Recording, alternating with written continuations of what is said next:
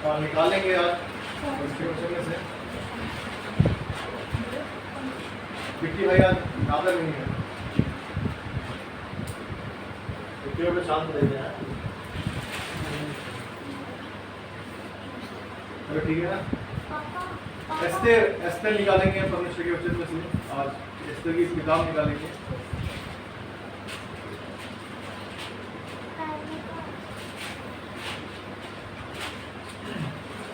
Esther अय्यूब से पहले है और एस्तेर में आते हैं तो उसका हम तीसरा अध्याय निकालेंगे। एस्तेर तीसरा अध्याय और उसका 600 नंबर पेज नंबर पे है, 600 पेज नंबर। तीसरा अध्याय है पुराने नियम में, एस्तेर 600 पेज नंबर और तीसरा अध्याय है और उसका हम पढ़ेंगे 7 से लेकर 10 पद तक। 7 से लेकर 10 पद तक हम पढ़ेंगे।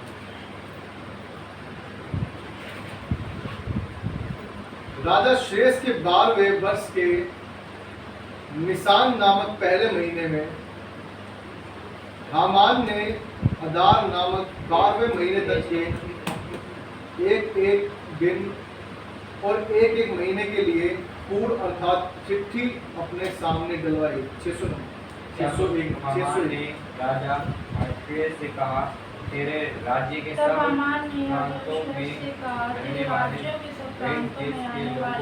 देश के लोगों के माथे में भीतर और चिट्ठी हुई की जाती है, जिसके नियम और सब लोगों के नियमों से भिन्न है और राजा के कानून पर नहीं चलते, इसलिए रहने देना यदि राजा को स्वीकार हो तो उन्हें नष्ट करने की आज्ञा लिखी जाए और मैं राजा के भंडारियों के हाथ में राज भंडार में पहुंचाने के लिए 10,000 किक्कर चांदी दूंगा। तब राजा ने अपने हाथ से उतारकर हामान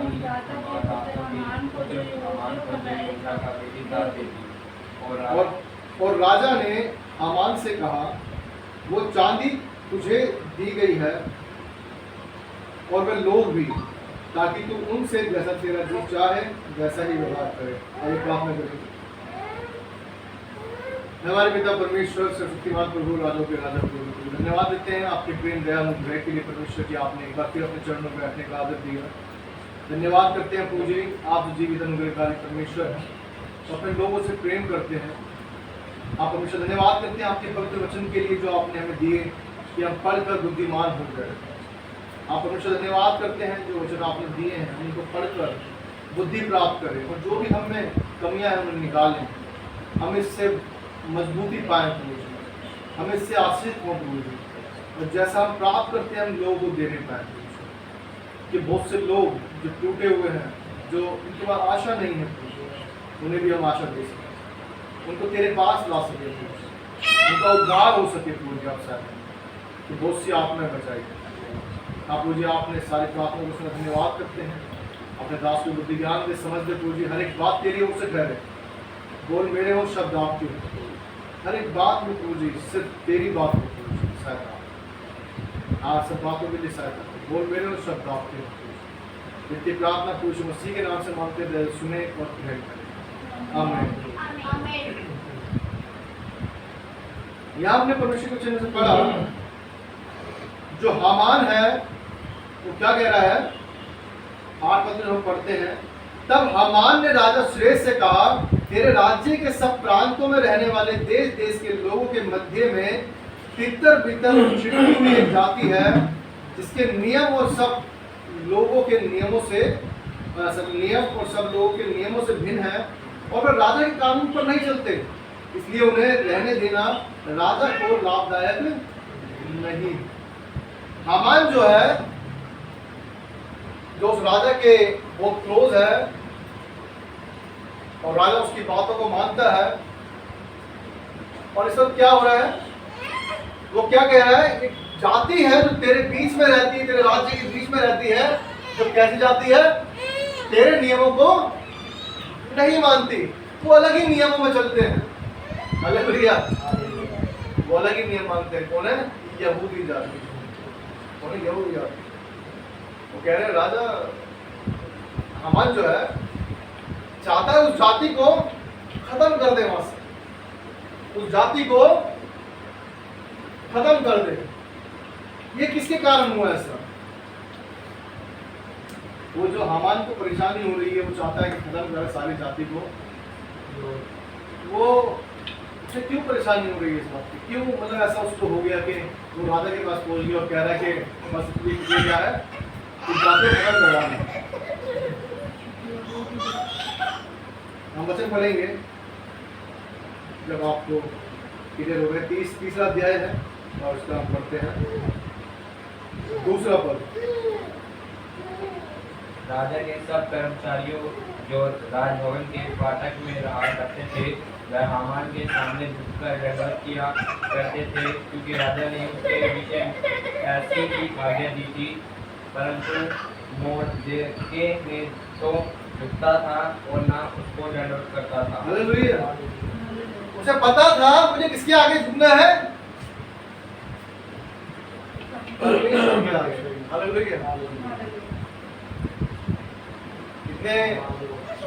जब हामान को दिक्कत इसलिए हुई क्योंकि वहां पर एक मोर्देकै था जो यहूदी था और वो क्या नहीं करता था?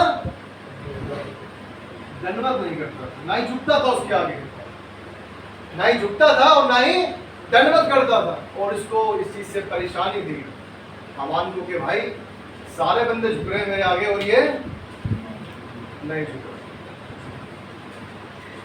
परेशानी तो होगी ना। लेकिन उस हामान ने ये कोशिश नहीं करी जानने की, भाई इससे पूछे कि ऐसा क्यों करता है, ऐसा क्यों करता है, ये इसका घमंड है या। लेकिन ये बात साथ में एक चीज बता भी रहा है कि हमने जब वचन पढ़ा कि उनके नियम ऐसे हैं, है ना, भिन्न है, अलग भिन्न है। तो इसका मतलब उसको पता है इस चीज का कि जो ये मोर्देकै है सिर्फ परमेश्वर के आगे झुकता है, किसी और के आगे नहीं झुकता है। किसी में हिम्मत ऐसी कि राजा आज्ञा दे रहा है इस बात की, इस बात की आज्ञा दी राजा ने कि जो हामान है इसके सामने सब क्या करेंगे? झुकेंगे और दंडवत करेंगे। लेकिन मोर्देकै कह रहा है मेरा तो राजा सिर्फ एक है जो सबसे ऊपर विराजमान है। हालेलुया। वो नहीं झुक रहा। झुकते होंगे कोई बात नहीं है। परमेश्वर से बड़ा कोई नहीं, परमेश्वर से बड़ा। लेकिन आज हम झुक जाते हैं इसके मारे जॉब छूट जाएगी,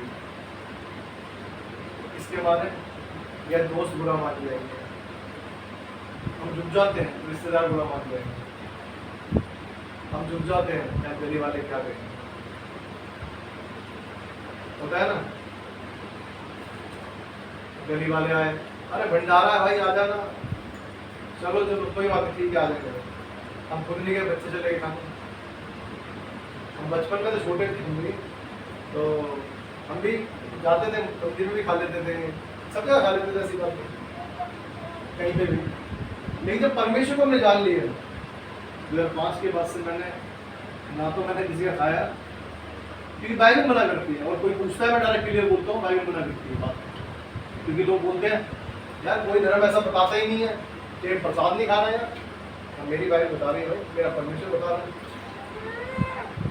आपको बुरा लगता है, बुरा लगता है कोई बात नहीं, लेकिन बाइबल बोल रही है और मैं उस चीज को आपके अगेंस्ट तो जा सकता हूँ लेकिन परमेश्वर के अगेंस्ट नहीं जा सकता।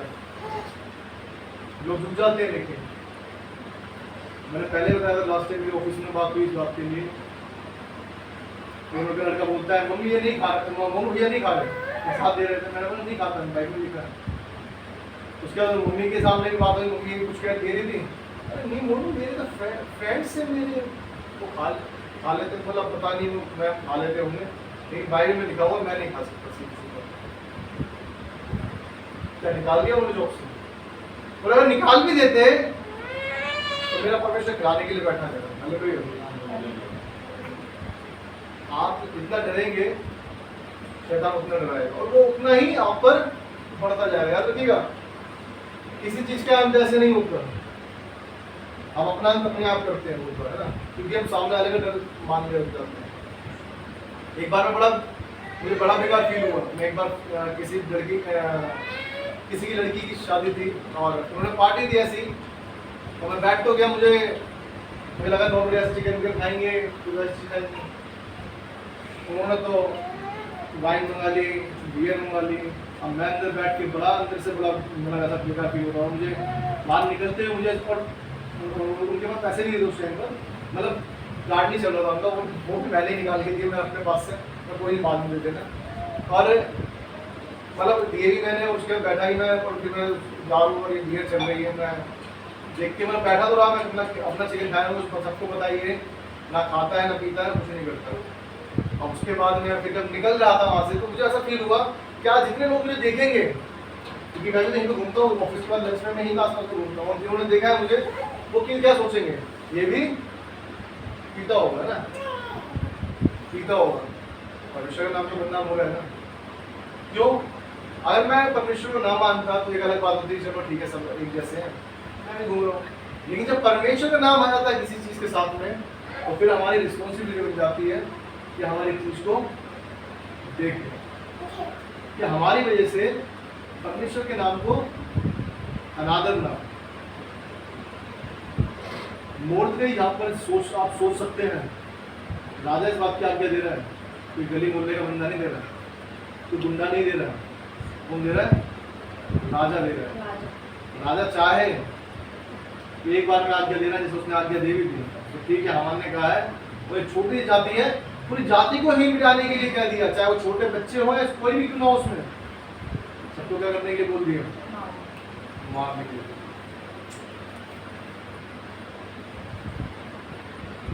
आप सोच सकते हैं कितना डरावना मंजर होगा उस टाइम पर, और जो जाति को पता चला उनको सबको पता चला ही होगी, तो वो रोने लगे। लिखा भी है कि वो रोने लगे थे, यहाँ पे लिखा है, यहाँ पर तब मोर्दे ने जान लिया कि क्या क्या किया गया है।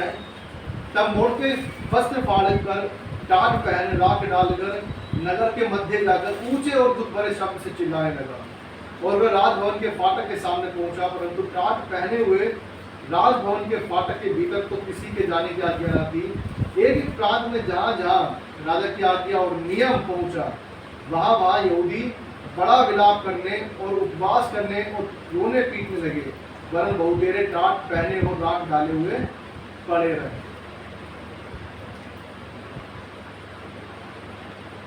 एक मातम का सा वो माहौल हो गया, रो रहे हैं, पीट रहे हैं, लाखों पड़े हुए हैं, टाट हो रखी है।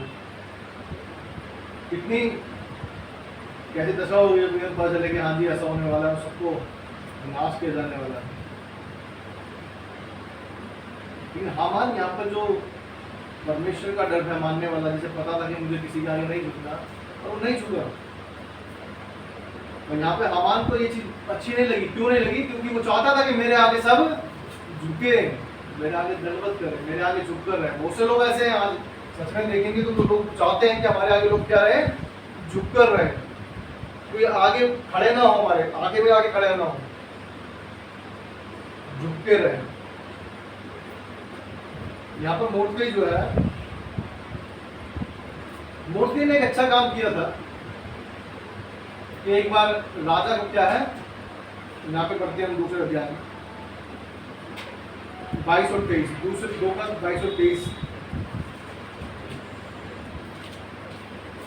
यह बात मोर्दे को मालूम हुई और उसने एस्तेर रानी को यह बात बताई, और एस्तेर ने मोर्दे का नाम लेकर राजा को चेतावनी दी। तब जांच पड़ताल होने पर यह बात सच निकली, और वे दोनों वृक्ष पर लटका दिए गए, और यह वृत्तांत राजा के सामने इतिहास की पुस्तक में लिखा गया। इन्होंने क्या है, राजा के विरुद्ध क्या है, युक्ति बनाई थी, कुछ हानि करने की, राजा की हानि करने, राजा पे हाथ चलाने। लेकिन मोर्दे ने क्या करा था, ये बात एस्तेर को बताई थी, और एस्तेर ने राजा को बताई, और राजा ने उस जांच पड़ताल करने के बाद, वो जांच करने के बाद क्या बात सच्ची निकली, और सच्ची निकलने के बाद क्या हुआ, लटका दिया दोनों। और राजा की जान बचाई है ना।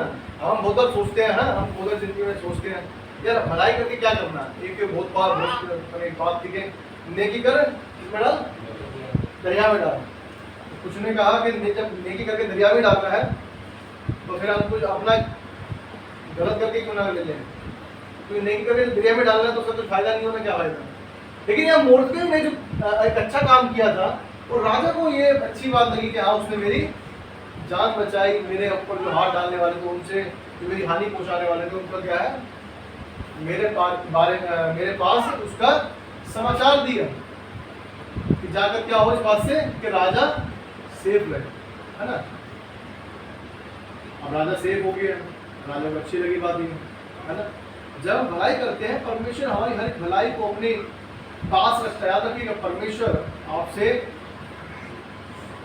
कोई पक्षपात नहीं करता और ना ही परमेश्वर आपका कर्जदार है। इसलिए परमेश्वर कह रहा है किसी के साथ आपने भलाई करी, छोटे से छोटे, बड़े के बड़े, गरीब के साथ, अमीर के साथ, जहां आप परमेश्वर को जान करके परमेश्वर ने मुझे सिखाया है कि भलाई करनी और आपने भलाई करी है, आपके लिए क्या है, उसका प्रतिफल है उसके लिए आपके पास। तो परमेश्वर के पास आपके लिए प्रतिफल है। प्रतिफल मीन्स जो आपने किया उसके लिए वो आपको गिफ्ट देगा। हालेलुया। कितने लोग गिफ्ट नहीं लिया है?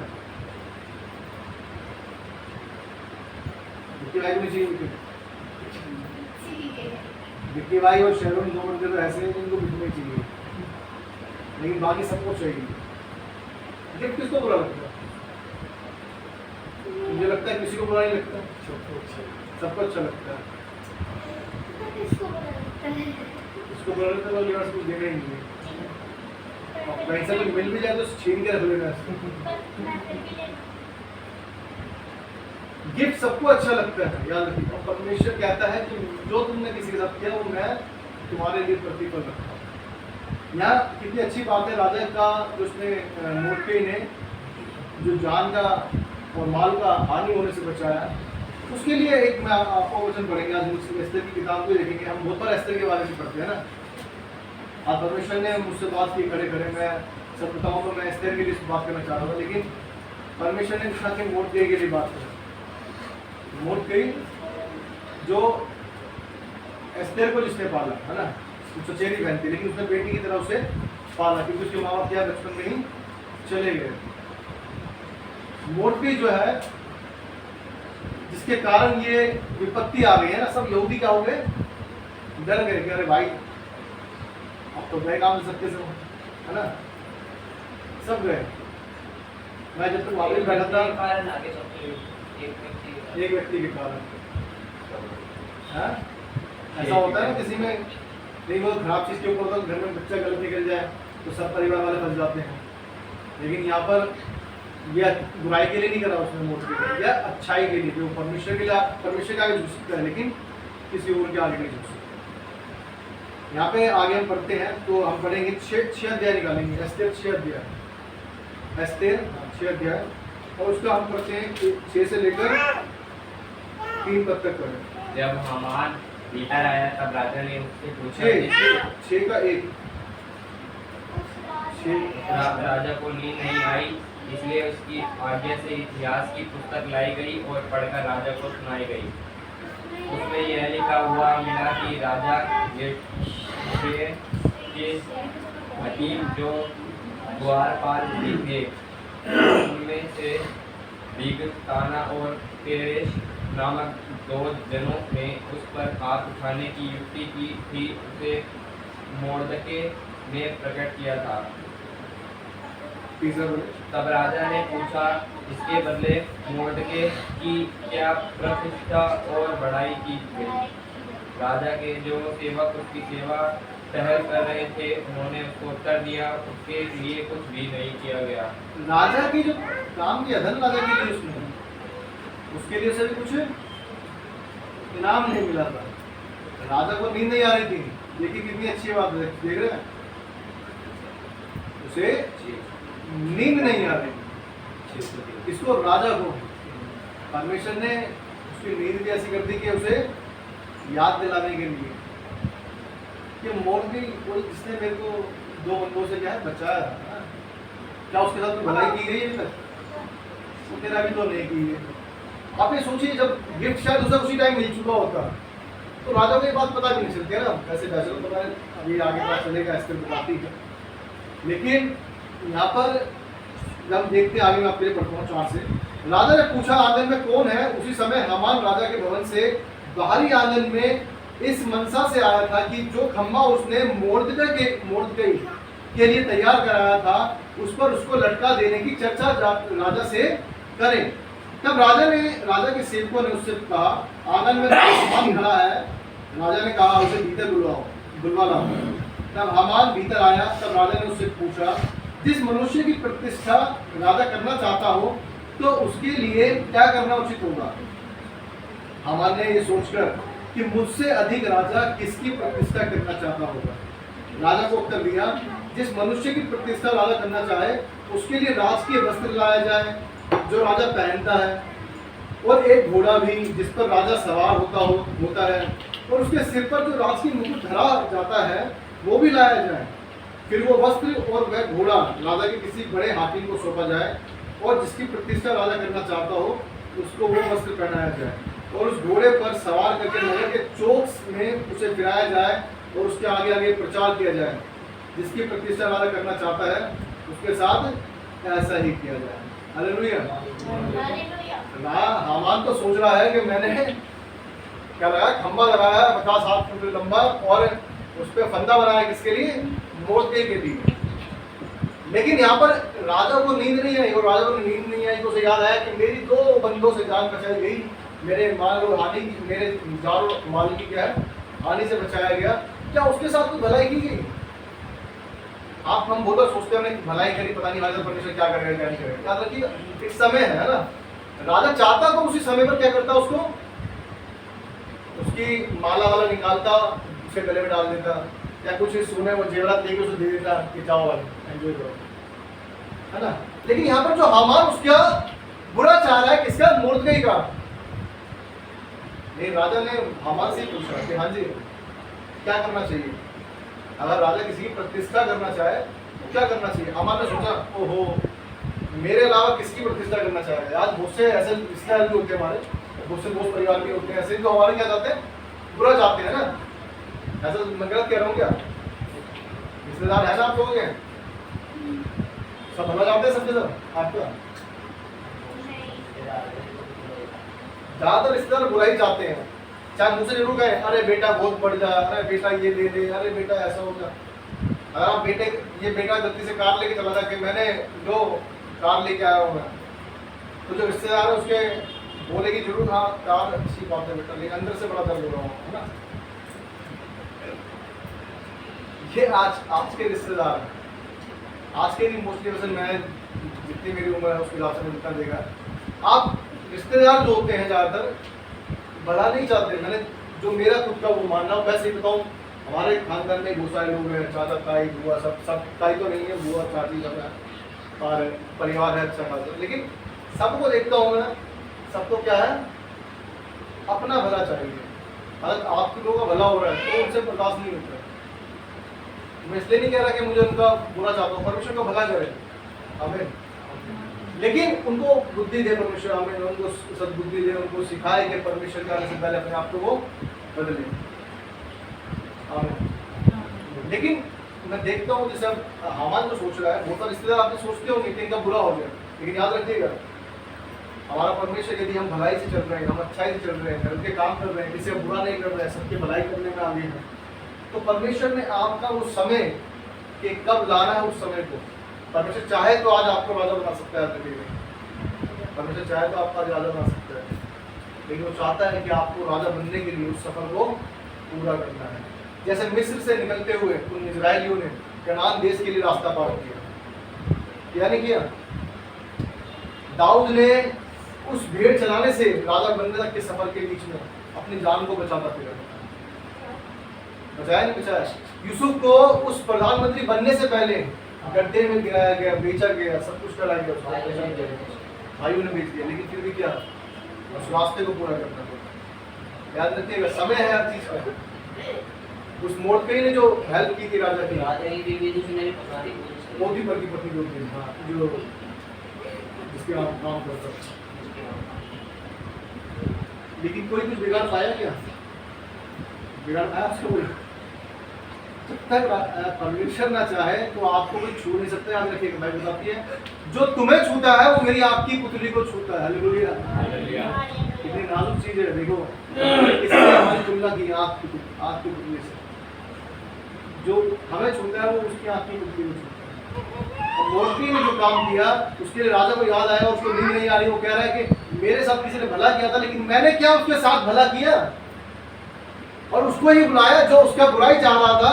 उसी हामान को बुलाया कि हाँ इधर आ भाई, मैं प्रतिष्ठा करना चाहता हूँ, किसी की तारीफ करना चाहता हूँ, उसकी महिमा करना चाहता हूँ, बता क्या करूँ उसके लिए। उसने सोचा हामान ने मेरे से भला कौन चाहता।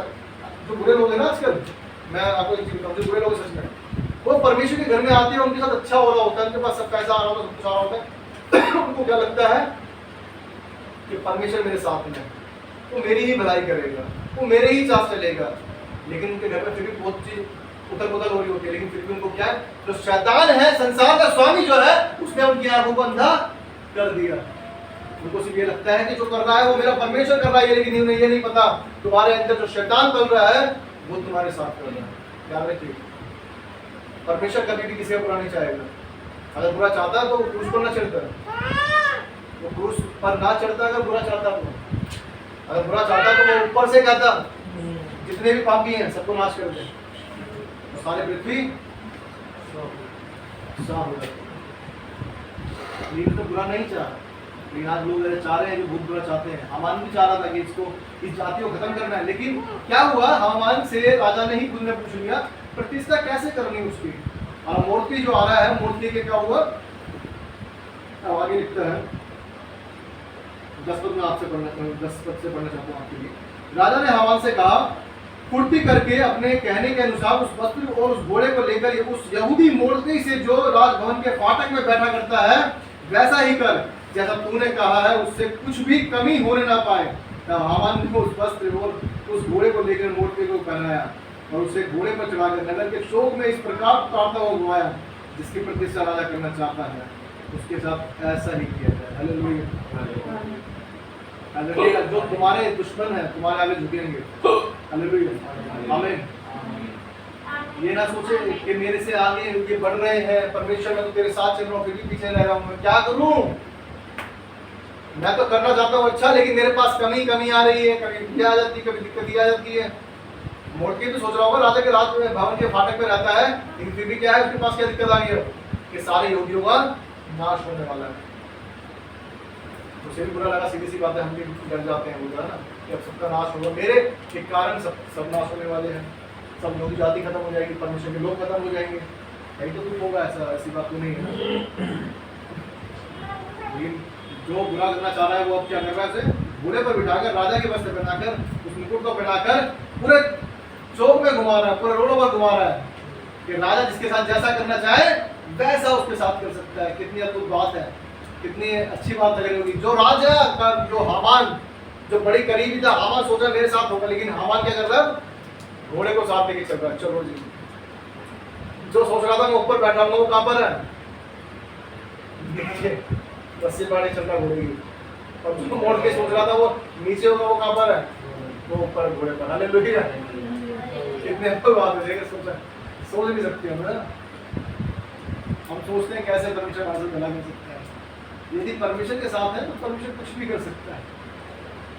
याद रखिएगा, हमारा वफादार होना बहुत जरूरी है। आज लोग वफादार नहीं है।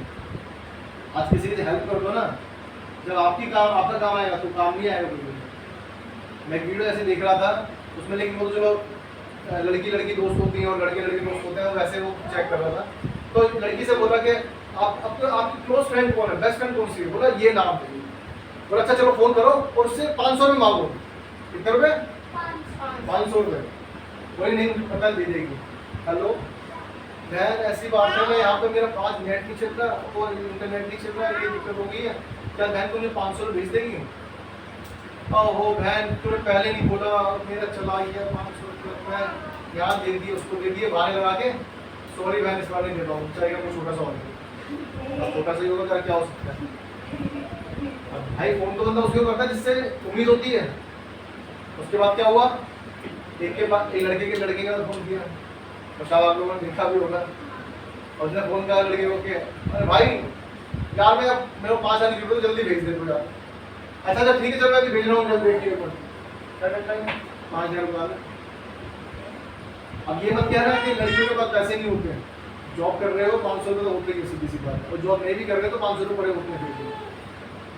नॉर्मली क्या है 500 रुपये भी मिल ही जाएंगे ना, क्योंकि तुम शादीशुदा नहीं थी, वो शादीशुदा नहीं थे इसलिए कह रहा हूँ। शादीशुदा हो तो शायद हो सकता है चलो ना हो घर में पैसे, पति देता ना हो सकता है ना, कि शायद उड़ा देंगे नहीं आता घर में पैसे। तो ये देखने को क्या मिलता है, जब हम किसी से दोस्ती करते हैं तो हमें उम्मीद रहती है कि वो हमें कर सकता है। मेरा भी फ्रेंड ऐसा है जिसको मैं सच में मैं कभी भी अगर मुझे ज़रूरत है मैं 5-10 हज़ार तो मतलब अगर चाहिए मुझे मैं फ़ोन करूँगा वो भेज देगा एक सेकंड में, ठीक है भेज देगा। मुझे इतना बोलना है कि भाई भेज दे अर्जेंट है, नेक्स्ट मुद्दे को देता हूँ मैं। नेक्स्ट में नहीं भी बोलूँगा, बोलो भाई मुझे भेज दे अर्जेंट है, बाकी बाद में बात करूँगा, वो भेज देगा। हालेलुया। और जो हमारे सबसे स्वर्ग में विराजमान परमेश्वर है, जो हमारा दोस्त है, अब्राहम से कहता है तू मेरा मैं क्या है मित्र है। हालेलुया। उस दोस्त से मांगेंगे देगा नहीं क्या? उस दोस्त से मांगेंगे नहीं देगा? अरे मांगो तो सही। मैंने बहुत कुछ मांगा है, परमेश्वर ने मुझे बहुत कुछ दिया। मेरे पास हमारा कुछ नहीं था, मैं सच में सोचता हूँ कि हम सच में लायक नहीं थे, और मैं सच में लायक नहीं मानता हूँ। मैं यहाँ खड़ा होने के लायक नहीं मानता। मैंने अपने पूरे जब मैं इधर एज अ पास्टर पे खड़ा हुआ था, फर्स्ट टाइम खड़ा हुआ, मैं कभी खड़ा होने की वो रखता ही नहीं था इस पुलपिट के ऊपर, क्योंकि मैं अपने आप को लायक समझता ही नहीं सकती। मैं योग्य नहीं चीज़ के कि परमेश्वर की इस पवित्र जगह पर खड़ा हो सकूँ, ना तो पैसे में ना पवित्रता में, किसी चीज़ में। मैं ऐसा नहीं था कि हमारे पास बहुत पैसा था या कुछ ऐसा नहीं, लेकिन परमेश्वर ने सब कुछ उसके डर के साथ मैंने दिया है। हामान जो है चाहता है नुकसान करना यहूदियों का, क्यों? क्योंकि वो झुक नहीं रहे, हमने झुकते सीधी सीधा। जिसने परमेश्वर जान लिया है कि परमेश्वर कितना सच्चा परमेश्वर है, वो नहीं झुकता किसी भी आगे। जब दुनिया आए तो आए। मेरे फ्रेंड ने कहा कि उन्हें एक समय ऐसा आएगा कि तू झुकेगा। उसने कहा कि तू ऐसी मंदिर में कभी जाएगा और तुझे जरूरत पड़ेगी तो झुकेगा। मैंने उससे कहा तो गलत उनसे कह दिया। इस बात पर आज भी अटक हूँ कि आप परमेश्वर में मुझे विश्वास है, मुझे झुकने नहीं देगा। हमें आज आपने जो काम किया है, याद रखिएगा परमेश्वर हर एक चीज की, जो परमेश्वर के लिए आपने काम किया, परमेश्वर का भलाई कर, और हम भलाई कर रहे हैं, तो इसका मतलब उस राजा के प्रति जो उसने काम किया हामान ने, तो सॉरी मोर्दकै ने, उस मोर्दकै की बात कब याद आई उसको? जब उसका समय था। वो चाहता था उस समय ही उसकी प्रतिष्ठा कर देता, लेकिन उसको जरूरत थी कब? बाद में, कि वो मोर्दकै को बुलाया जाए। तो मोर्दकै को जो नुकसान चाहता था, उसी नुकसान वाले बंदे ने घोड़े को घुमाया उसको। देखा कितनी अद्भुत बात है। परमेश्वर कितना अद्भुत प्रेमी परमेश्वर। हम कहते हैं ना समय है हर चीज का, समय हर चीज का समय है। ना सोचे कि आज ही परमेश्वर से हमने मांगा है और कल ही मिल जाएगा, या सुबह मांगा है तो शाम को मिल जाएगा। वो भी मिल सकता है, लेकिन क्या मैटर करता है? जब भी मिल जाए। अगर आपकी जरूरत बहुत जरूरी है कि आज शाम को ही मिलना है, तो वो शाम को मिलेगा। जैसे हमने मैंने कहा आपको, शादी थी मेरी और पैसा था नहीं, कम था, मेरा 5वां हिस्सा मान लो और 4 हिस्से वहाँ पड़े हुए थे। कमेटी थी, सुबह प्रार्थना कर रहे थे परमेश्वर आज वो कमेटी खुल जाए, आज कमेटी खुल जाए। क्योंकि अगर नहीं खुली तो कहीं से क्या लेना पड़ेगा? पैसा ब्याज पर लेना पड़ जाएगा, कहीं से लेना पड़ जाएगा, कहीं से मांगना पड़ जाएगा। आप लेकिन नहीं मानेंगे, बस में जा रहे तो मम्मी बोल रही थी क्या नाम है, क्योंकि उन्होंने बोला कि तुम निकल जाओ बस से, हम ऑटो से आ जाएंगे पानी जल्दी चर्च में, क्योंकि कमेटी संडे को ही खुलता था। सुबह गए और जब उन्होंने कमेटी खोली, मेरे पास मम्मी ने फ़ोन किया कि मोनू हमारी कमेटी खुल गई है।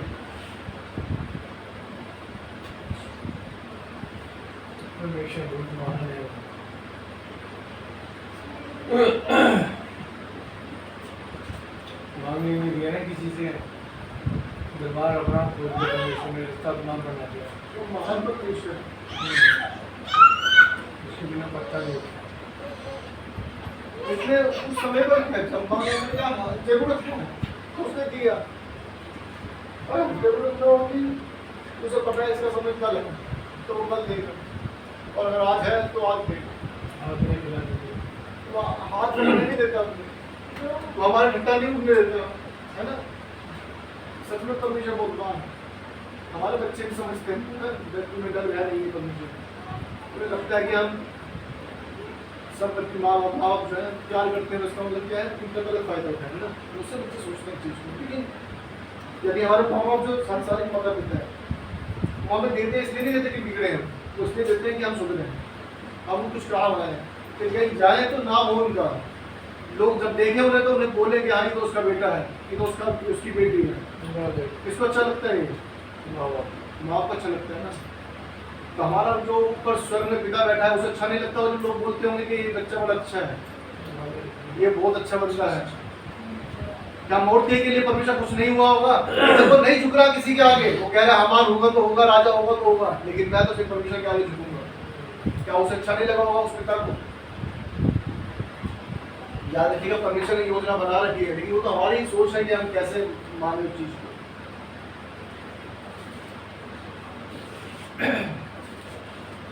आगे लिखता है, हम पढ़ते हैं।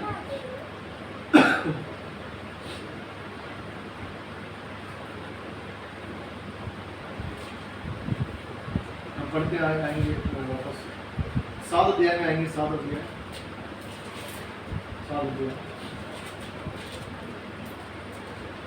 मैं पढ़ता हूँ आपके लिए। जो चचेरी बहन थी, अब देखिए उस बेटी को बढ़ाया किसने? बेटी की तरह उसने पाला किसने? मोर्दकै ने। तो चचेरी बहन थी उसकी, उसने बेटी की तरह उसे पाला जब उसके माँ बाप चले गए। उसके जो उसकी देख रेख उसने की, वो भी क्या है परमेश्वर ने यूज किया उसको, इस को भी है ना, कहाँ पर? राजा की वाइफ बनाकर। हालेलुया। इतनी अद्भुत बात है कि परमेश्वर हर एक योजना को जानता है किसको किस जगह पर रखना है और कब उसे यूज करना है। ये ना सोचे कि आपके जीवन में जो कुछ हो रहा है वो ऐसे ही हो रहा है। मैंने अपनी लास्ट जॉब से 9 साल तक ट्राई किया निकलने के लिए, लेकिन नहीं निकल पाया।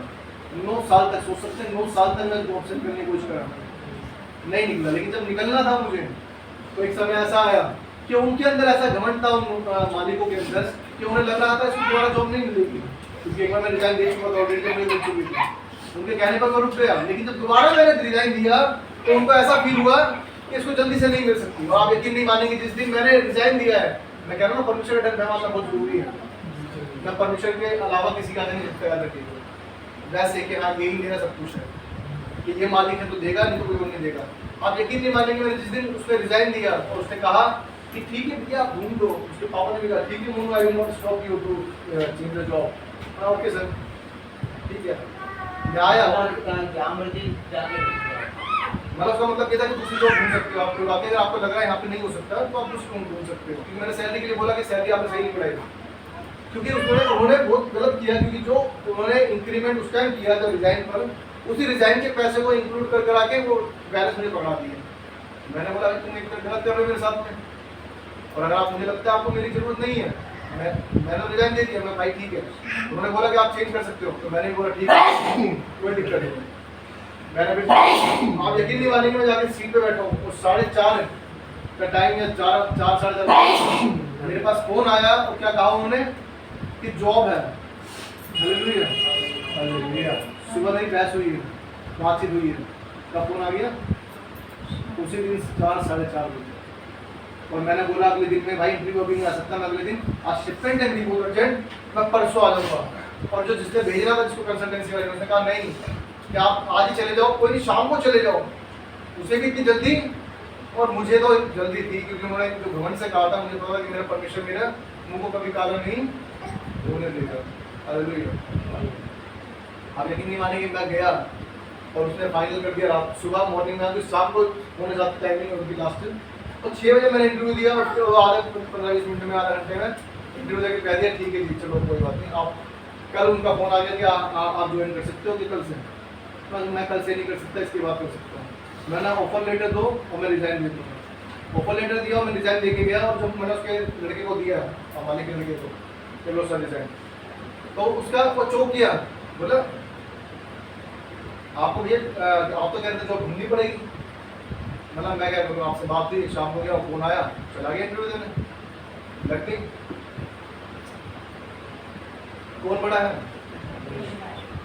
परमेश्वर बड़ा। याद रखिएगा, आप घमंड कर सकते हो शायद कि मेरी, इसलिए मुझे जो एकदम इमोशनल हो गया, क्योंकि मैंने सच में देखा है परमेश्वर ने मुझे झुकने नहीं दिया। याद रखिएगा, हमारे बहुत से रिश्तेदारों ने सोचा कि गिर जाए, बहुत से रिश्तेदारों ने इस तरह से देखा कि हम सबसे कुछ है सकता है, क्योंकि हमारे पापा शुरू से नहीं थे, बचपन से 2 साल में जब चले गए, रिश्तेदारों में सोचते थे कि इनके पैसा नहीं है, उनको ऐसा लगता था क्यों माँ क्या देगी ऐसे ना, तो दादा साहब रहते थे। मैं क्यों बता रहा हूँ बातों, क्योंकि लोगों ने सोचा कि कुछ नहीं है, लेकिन याद रखिएगा मैंने देखा है उन लोगों को जिन्होंने घमंड किया, उन्हें नीचे गिरते हुए देखा है। परमेश्वर की सिर्फ इंतजार नहीं है, अगर हमने उसके आगे झुके हैं तो झुकने नहीं देगा। भाई बता, तेरे बैरी हो, तेरे पाँव की चोटी कर दूंगा जो तेरे बैरी। जितने लोगों ने बुरा चाहा वो आज भी देखकर यही परेशान होते हैं कि ऐसे क्यों है। शायद उनसे कम होगी जगह हमारे पास, लेकिन हर चीज में क्या है, मुझसे आगे हैं। हालेलुया। किसी चीज को ले लें, किसी चीज में भी ले लें, क्यों? क्योंकि परमेश्वर के आगे झुके हैं, किसी को भी आगे नहीं। मैं कह रहा हूँ सच में, मैंने बपतिस्मा लेने के बाद मैं कभी इस पुलपिट पर खड़े होने की औकात नहीं दिखाई मैंने, क्योंकि मैं समझता ही नहीं। जब मैं एज ए पास्टर परमेश्वर ने चुना, जब मैं इस पर खड़ा हुआ, आज तक मैं अपने पास्टर के साथ में जाके खड़ा नहीं हुआ। पास्टर ने कहा कि वचन देना है, तो मुझे समझता ही नहीं था मैं जाके खड़ा हो सकता हूँ उस पर। मैंने आगे ही दिया है कि कभी पास्टर नहीं हुए, उन्होंने कहा कि मैं नहीं हूँगा, तुम ले लेना, मैसेज तुम दे रहे हो, तुम देखिएगा चर्च के सर्विस को नहीं देखिएगा। मैं आगे खड़े होकर देखता था, मैं कभी पुलपिट पर खड़ा ही नहीं हो पाया था जब तक परमेश्वर ने मुझसे बात नहीं की। जब परमेश्वर ने बात की तब जाके मैं पहली बार अपने ही भवन में खड़ा हूँ। हालेलुया। इसलिए नहीं बता रहा कि मुझे अच्छा लग रहा तारीफ करते हुए, परमेश्वर के प्रति मेरे डर पे है। सही बताऊँ, मुझसे बहुत डरता हूँ उस चीज़ के लिए कि यदि मैं योग्य नहीं हूँ तो मैं उसके सामने खड़ा नहीं हो सकता। जब परमेश्वर ने कहा तभी मैं जाके यहाँ पे खड़ा हुआ। आज तो मैं देखता हूँ बहुत से बंदे ऐसे पुलपिट पे खड़े हो जाते हैं, जूते पहन के खड़े हो जाते हैं, चर्च में मीटिंग हो रही है, जूते लेके खड़े हैं। मैं समझ नहीं आता, बाइबल बता रही है कि जिस स्थान पर तो खड़ा हो वो क्या है, पवित्र भूमि, फिर तो समझ में नहीं आता। नहीं, कोई बात नहीं, मॉडर्न चर्च वाले हैं आजकल, कोई बात नहीं। लेकिन उसके बाद हम देखते हैं, आइए 6 वचन में मैंने पढ़ा ना, ये एस्तेर ने उत्तर दिया, वो विरोधी और शत्रु यही दुष्ट हामान है। तब हामान राजा रानी के सामने भयभीत हो गया। राजा के सामने क्या हुआ? हामान भयभीत हो गया, क्योंकि एस्तेर ने क्या बताया था, उनको अपने खाने पर बुलाया था। किसको? हामान को और राजा को बुलाया था, ताकि बता सके कि राजा जो ये हामान है, इसने क्या विरोध किया है, कि इसने जाति को, पूरी यहूदी जाति को खत्म करने की सोची। क्यों सोची है? क्योंकि इसके मन में क्या है, उनके प्रति बैर भाव। देखिए लिखा है, जो उसने बता दिया एस्तेर को। तो मैं आपके 9 वर्ड करता हूँ। तब राजा के सामने उपस्थित रहने वाले खोजों में से हरमोना नाम एक राजा से कहा, हामान के यहाँ 50 हाथ ऊंचा फांसी का एक खंभा खड़ा है, जो उसने मोर्दकै के लिए बनवाया। किसके लिए बनवाया? मोर्दकै के लिए बनवाया था। लिखा है, जिसने राजा के हित की बात कही थी। राजा ने कहा, उसको उसी पर लटका दो। हालेलुया। कौन लटकाने जा रहा था किसको, और कौन लटक गया? जो गड्ढा खोदे वही उसमें गिर जाएगा। हालेलुया। इसलिए याद रखिएगा, चाहे हमारे दुश्मन, चाहे हमारे परिवार वाले हो, गली मोहल्ले वाले हो, चाहे दुनिया हो, जो गड्ढा खोदेगा वो उसमें गिरेगा।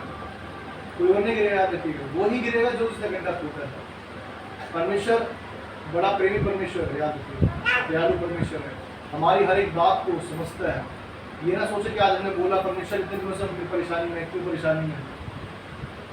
हो सकता है शायद अभी हमारा समय नहीं है। लोग कहते हैं नहीं परमेश्वर के लोगों के पास तो परेशानी आएगी ही नहीं, कहते हैं बहुत से लोग। उनके पास तो अगर तुम दिक्कत में, परेशानी में हो तो उससे परमेश्वर से बोलो।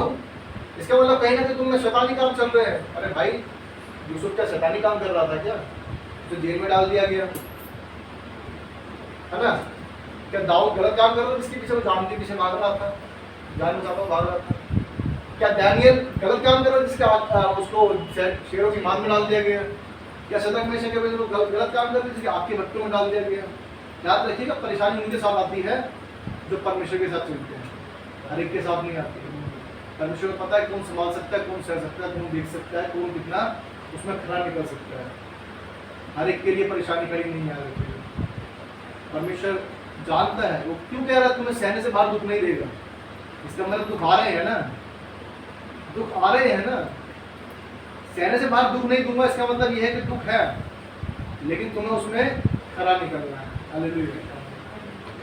जो लटकाना चाहता था वो खुद लटक गए। हालेलुया।